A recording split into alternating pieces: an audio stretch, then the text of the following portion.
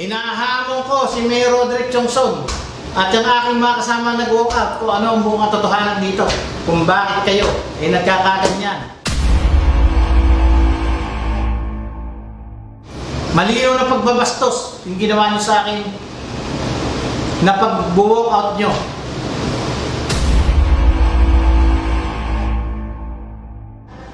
Hinahamon ko kayo sa batas ng Panginoon. Aminin niyo yung totoo kung bakit kayo nagkakaganyan. Hinahamon ko kayo.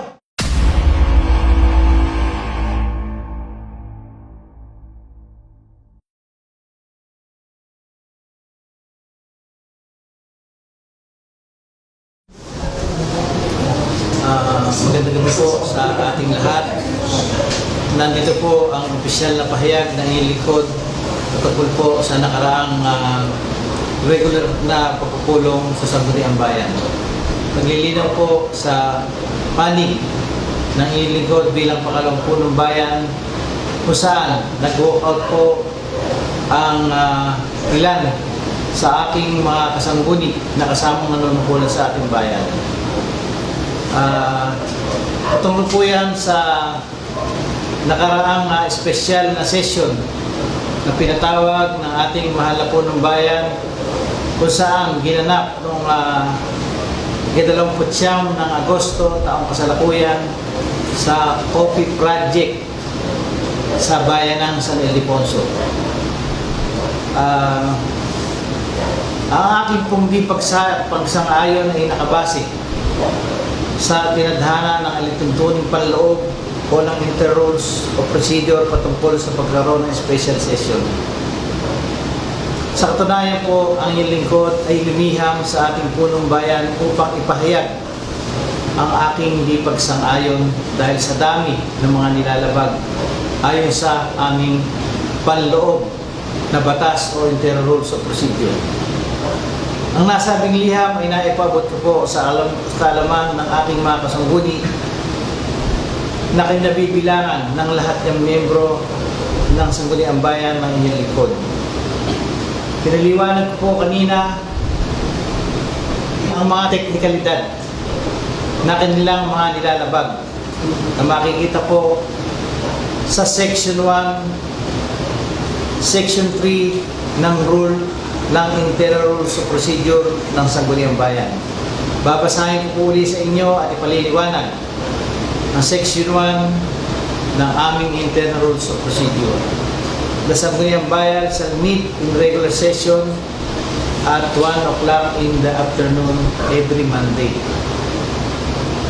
In case the session falls under a non-working holiday, a special session may be called in case of urgent and emergency cases, depending upon the discretion of the Vice Mayor.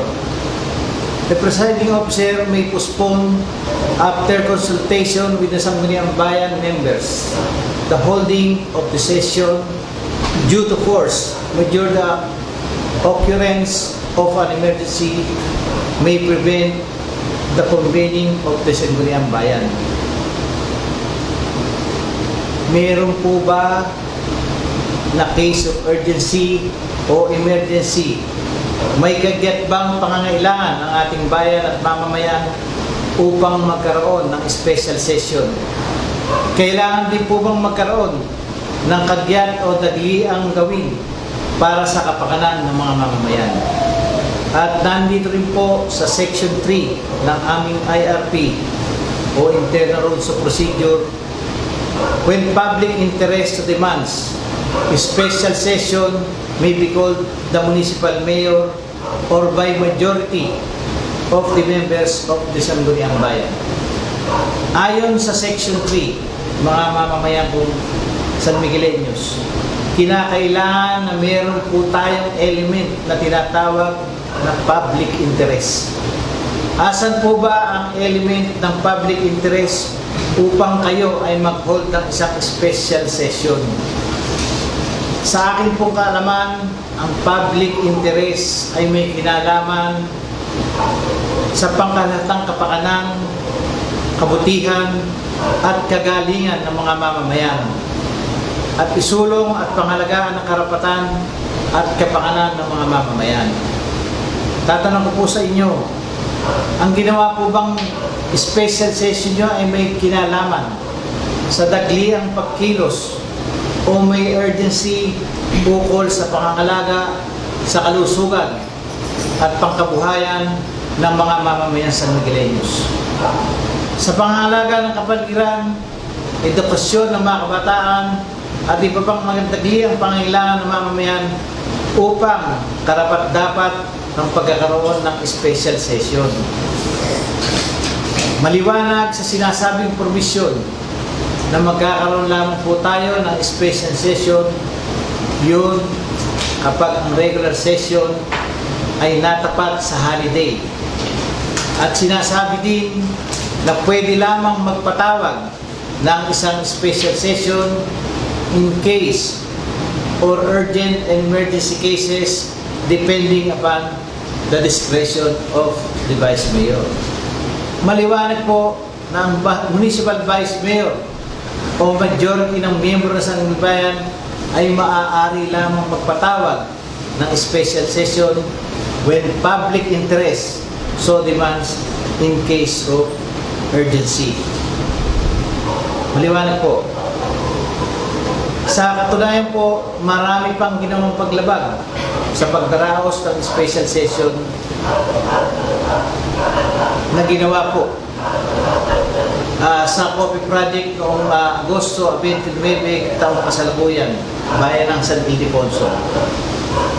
Nandito po ang mga paglabag na ginawa ng inyong ginanap na special session. Ayon sa amended rules of procedure, maaari lamang magkaroon ng pagbabago ng lupon o committee at sa chairmanship o membership nito sa validong dahilan at upon majority votes of the members present in the session. Kung kaya't ang naganap na pagtatalaga ng bagong miyembro at tagapamuno ng lupon ng pananapi, apropriasyon at budget ay hindi po valid para sa akin sapagkat ito po ay paglabag sa provision ng ating internal rules of procedure. Ang pagpapalit o pagbabago ng chairmanship ay membership ay dapat idaan sa tamang proseso o procedure. Isama dapat po sa order of business o sa agenda ng session at ito ay dapat pagbotohan sa plenaryo o plenary.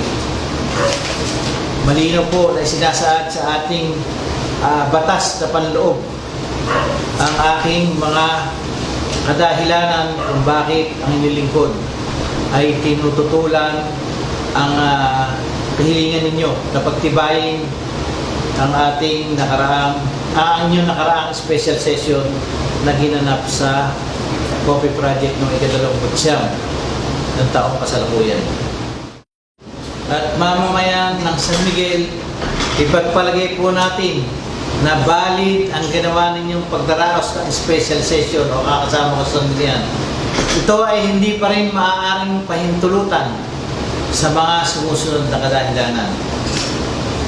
Ito po, number 1, letter request of Honorable Mayor Roderick Chongson for a resolution granting him the authority to negotiate and purchase a parcel of land covered by TCT number 039-2023018-996 with total land area of 3,990 square meters located at Barangay Santa Rita, San Miguel, Bulacan in the amount of 37 million.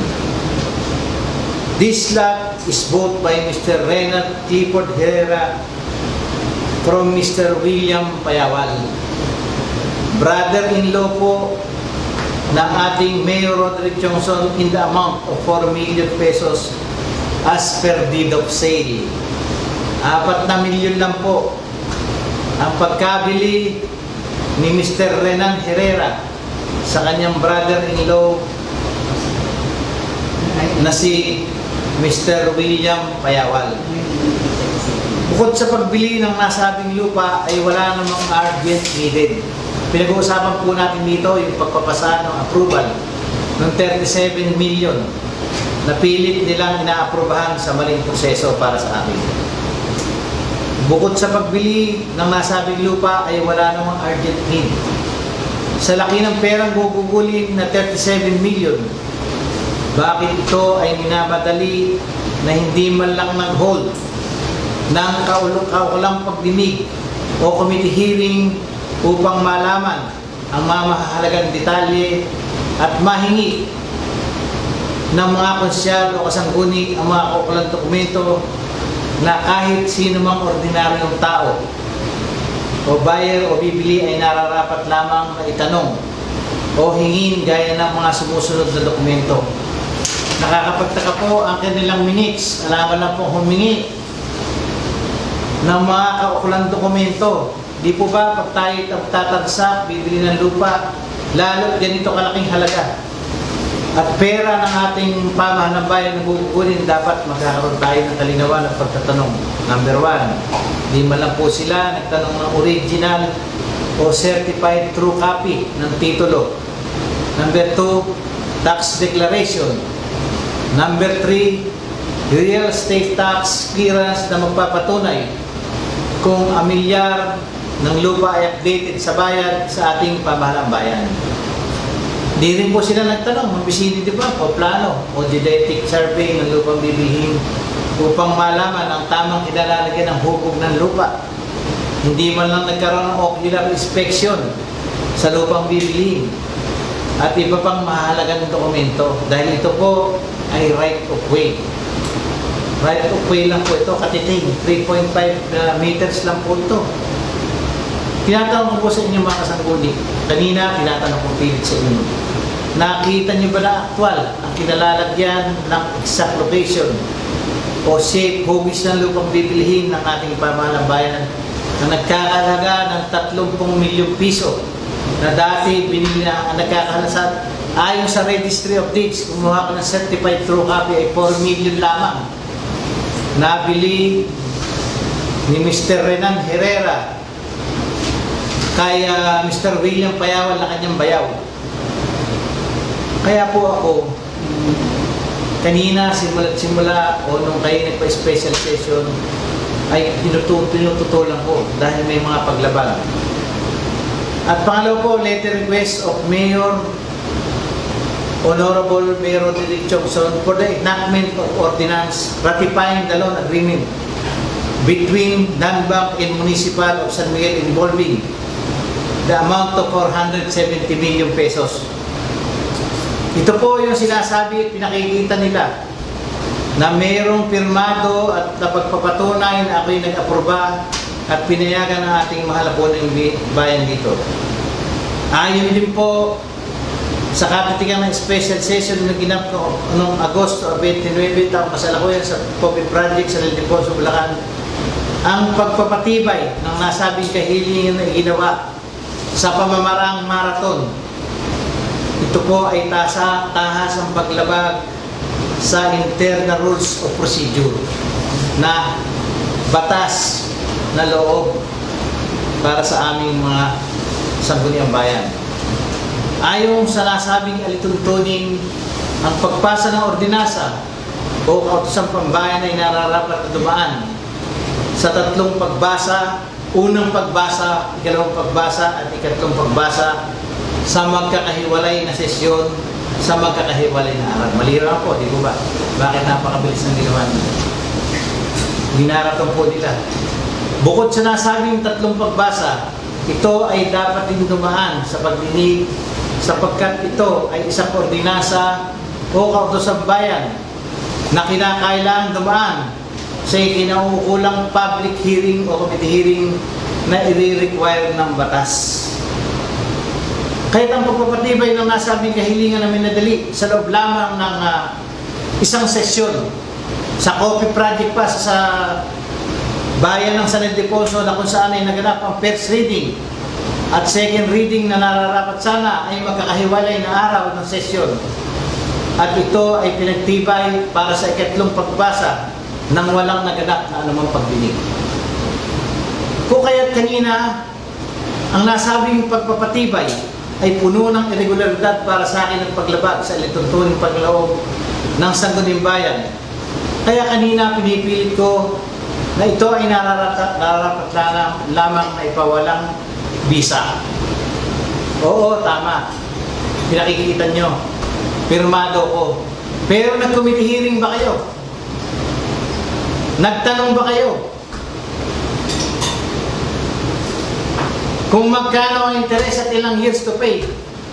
Wala po sa request na ibinigay ng ating mahal na punong bayan na ating aprobahan yan na tayo ay uutang ng 12 taon at ang interes ay 6% per annum. Nung malaman po ng inyong lingkod dyan na 6% per annum sa loob ng 12 taon, ang utangan natin 470 million.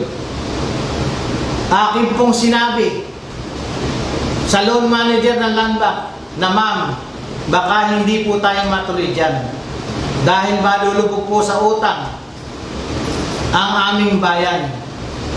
Kaya po ako mismo, kahit itanong nyo sa loan manager ng Land Bank, na ako ay mismong humingi sa kanila ng amortization, computation ng amortization ng 12 years to pay at 6% per annum. At humingi din po ako ayon sa manager ng loan manager ng Land Bank. Sabi ko po, ma'am, hindi po namin kaya aproban niya pag 6% per annum. Dahil ako po, meron po ako sasakyan, bumili po ako ng Land Cruiser, nag-loan ako. 4% lang po, 5 million lang ang halaga. Ito po, 470 million, sabi ko sa loan manager. Ito po ay nakadala at may minutes po tayo dyan. Yun po ang sinabi ko. Hindi po ba mababawasan yan? Ang sagot po sa akin ng loan manager, hindi vice. May mga bayan kami na mga puro 6% per annum, ganyan ang interest.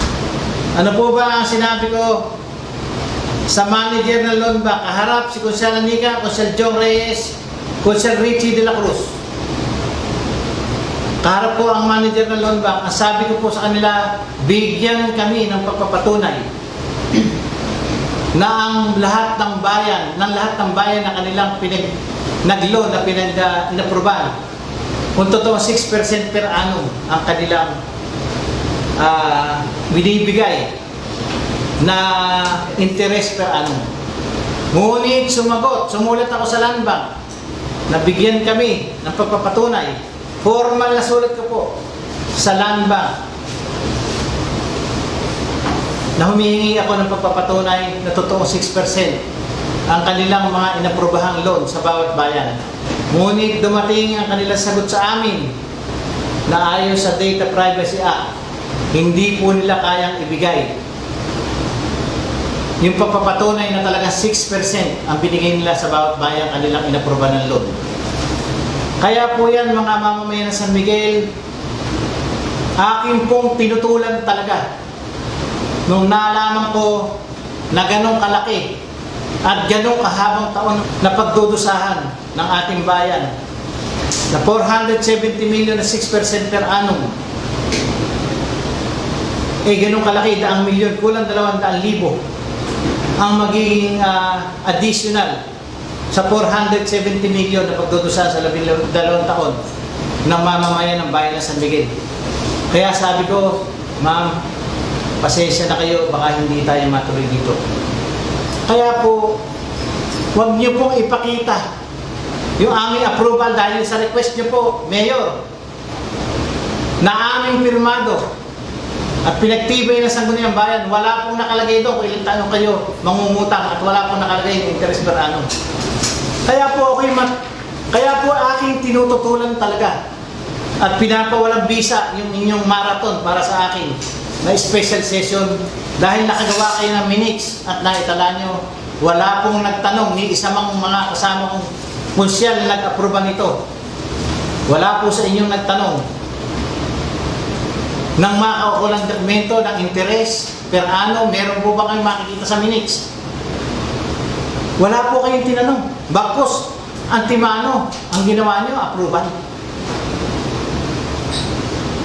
Hindi na po kayo nagtanong kung magkano interest ng 12 taon.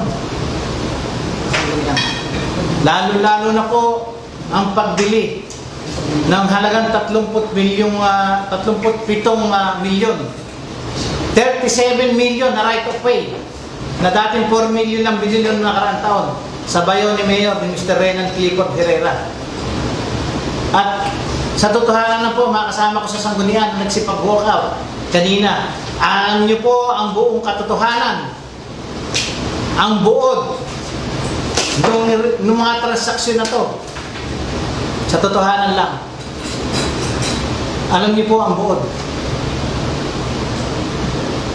Tapos sasabihin niyo po, malalaman po, bibili ng lupa kay Mr. Tarok, Mr. Louis Tarok, na 120 million at 1.1 hectares only. Ang reason nyo, tatayo yung munisipyo. Pero may 5.8 hectares tayong tiwang lupa. Sinabi ko nga, may tayuan tayo, bakit kailangan bumili pa tayo? Sabi ko nga sa inyo, di ba? Ang stand ko dito, umpisa-umpisa. Ayaw kong bumili ng lupa, pero yung munisipyo, pinahihintulutan ko dahil may patayuan tayo ng munisipyo. Pero yung lupa, alam nyo, mga kasama ko sa Sanggunian, na ayaw kong bumili ng lupa dahil meron tayong binili lupa nung panahon ni Mayor Ivy na naibili natin sa plus money niya, didagdagan natin. Nandito po yung pagpapatunay na ibinigay ng aming asesor, yung bilang at hektarya ng aming lupa.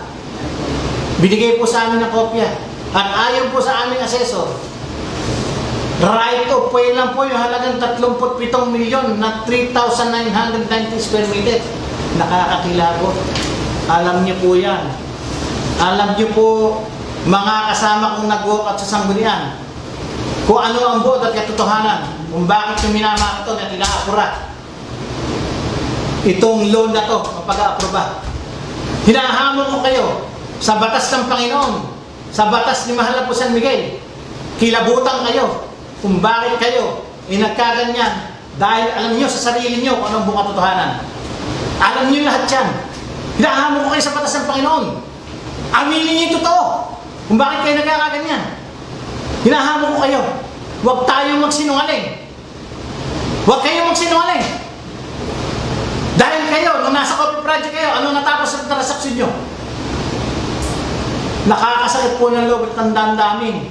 Magpo-post pa kayo nang kayo'y ganito, ganun ganire. At hindi kayo binigyan ng pagkakataon magsalita. Alam mo ba kung siya lanika kung bakit kita hindi binigyan ng pagkakataon magsalita?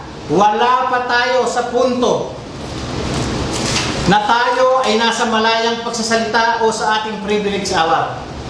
Nandun pa lang tayo kasangguni nila ni kasangtarutan sa pagpapatibay at pagre-request nyo nung inyong irregular na pagsisesyon para sa akin na minaraton nyo. Kaya hindi ko kayo binigyan ng pagkakataon na magpaliwanag. Ipinapaliwanag ko pa yung side ko kung bakit ayaw ko kayong aprobahan dahil sa napakaraming paglabag na ginawa nyo at pagmamaraton sa pag-aproba sa 37 milyon na right of way at 470 milyon. Dahil 2 milyon na babayaran ng pamahalang bayan sa loob ng at 6% per annum.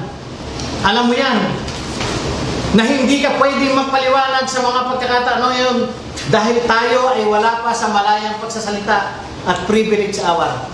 Doon ka palang pwedeng magpaliwanag.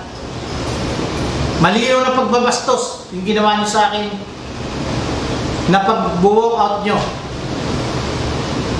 Malinaw na pagbabastos yan. Meron ba kayong tinatago? Meron tayong tinatawag na malayang pagsasalita at privilege hour. Malayang pamamahayag. Bakit hindi nyo inintay yun? Hindi nyo inintay para na ipaliwanag nyo sa inyo. Kaya, mamamayan ng bayan ng San Miguel, inuulit ko, hinahamon ko si Mayor Roderick Chongson at yung aking mga kasama nag-walk out kung ano ang buong katotohanan dito. Kung bakit kayo ay nagkakaganyan.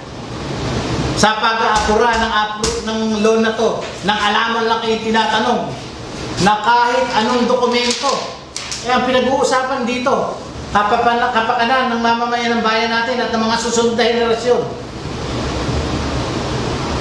Nakakakilabot po ang mga ginagawa nyo para sa akin. Diyos na ang bahalang humatol sa inyo at alam niyo yan, hinahamon kayo sa inuulit ko. Sa mata ni Mahal na po San Miguel at mata ng Panginoon, kung ano ang katotohanan dito sa mga dokumentong inaapuran ninyo na pag-apurba. Ilan po mamamayan ng bayan ng San Miguel, pasensya na po kayo at naging emosyonal po ako sa mga pagkakataon ito. Dahil kung ano-ano po ang pinapakita nilang mga dokumento na para sa akin, maraming paglabag at maraming hindi dokumentadong pag-request ang ating mahal na punong bayan na ginawa sa paglalo ng 470 million na 12 taon na pagdudusahan ng mamamayan ng bayan ng San Miguel at pagbili ng 37 milyong piso na right of way na dating nakapangalan sa kanyang bayaw. Hindi na po, magandang gabi po sa inyo mamamayan ng San Miguel. Kayo na po ang humusga at humatol kung sino po ang nagsasabi ng buong katotohanan at pawang hindi kasinungalingan. At Konsehala Nika at Konsehala Joy, yung sinasabi nyo na kailangan talagang bumili ng lupa para sa inyong mga ilalagay na dialysis center at senior citizen building, hindi pa ba sapat sa inyo ang 5.8 hectares na tiwangwa at wala namang makakatayang building doon sa ating biniling lupa sa Barangay Santa Rita para ilagay yung bagong munisipyo at ilang building na gusto ninyo? Napakaluwang ng lupa natin tiwangwa. Ba't sasabihin nyo kailangan lumibili tayo ng lupa? Kung naging totoo lang kayo sa presyo ng pagbili sa 37 million na lupa na right of way na dating pag-aari ni William Payawal ang inakapangalan kay Mr. Renan Clifford Herrera, sana ay mayroon agad na pagpagawa ng sinasabi niyong dialysis center at senior citizen building na ninanais nyo. Kung walang korupsyon, maraming maipapagawa. At iulit, inahabol ko po ito. Nakita niyo po nang basahin yung minutes kanina ng kanilang pagpupulong sa Coffee Project. Naigawa po ng minutes nang wala ang isang kasama namin sa Sanggunian, si Sir Richie. Ginawa ng minutes na alaman niya sinasabi. Hindi ibig sabihin, scripted yung ginawang minutes ni SK Moy kanina. Kaya sabi ko kay Moy kanina, kay SK, Moy, nasaan yung journal lang yung minutes at scratch? Wala po siyang napakita kanina. Pero sila po, mayroong minutes na ipinakita na nakikita niyo dokumentado at pagkaganda-ganda. Kaya nga sabi ko kay Moy, yung isang araw nang mabasa ko yung sinabit nilang minutes, Moy, pag ikaw ay matutulog mamayang gabi at uuwi sa inyo, magdasal ka, maghingi ng sign sa Panginoon Diyos kung totoo ba at tama yung pinagagawa sa iyo ng mga minutes na to at nanggaling talaga sa iyo. Dahil alam ko hindi mo kayang gawin ito basta-basta yung ganito kagandang minutes. Kumbaga sa pagkain po ito, puno ng magic sarap, sa totohanan lang. Puno ng Ricardo, nakapagtataka. At ang pinakamasakit, binasa kanina, wala si Consul Richie de la Cruz. Wala. Sa minutes na igawa ninyo. Naigawa niyo ng minutes yung tao na wala. Patay yung kanyang pamilya. Iginawa niyo ng minutes. Nakakakilabot, di ba? Nakakakilabot yung ginawa niyo. Kaya huwag na tayong maglinis-linisan. Lumagay tayo sa katotohanan.